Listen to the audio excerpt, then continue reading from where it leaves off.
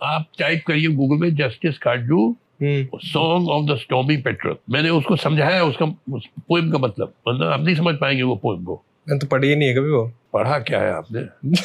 पढ़े आप लोग पढ़े लिखे लोग हैं, जाहिल लोग।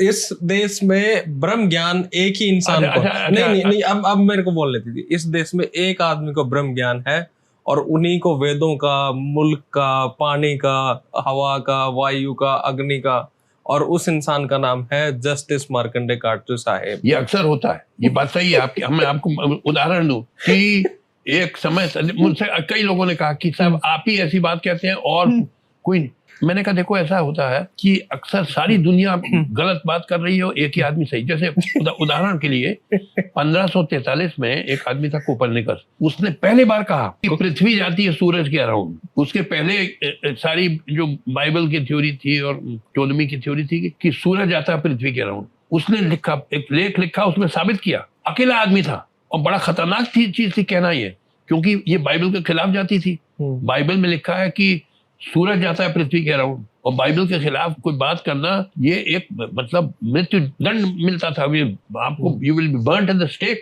जला दी जाएंगे आप अगर बाइबल के खिलाफ कुछ कर। It was a criminal offence, very serious offence to speak say anything against the Bible. तो ये कहना बड़ा खतरनाक। और यानी 1543 में लिखा है इसने। 90 साल के बाद 1633 में गैलीलियो जो बहुत बड़ा साइंटिस्ट था, उसने कहा कि इसने बात सही लिखी है कोपरनिकस ने। तो गैलीलियो को पकड़ के they were going to burn him. Rome में इंक्विजिशन जलाने वाला था उनको, तो जान बचाने के लिए उन्होंने कहा नहीं साहब मुझसे गलती हो गई, झूठ कहा है कोपरनिकस ने।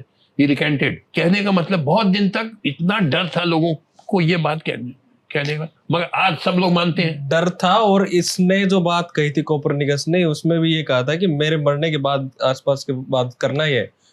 उसके मरने के बाद उसकी कई किताबें पब्लिश हुई जो उसकी सिस्टर ने करी। तो कहने का मतलब कि और सर आपको एक ही आदमी सही है, बाकी सब गलत है, ये अक्सर होता है। तो लोग मुझसे कहते हैं कि आप ही सही है।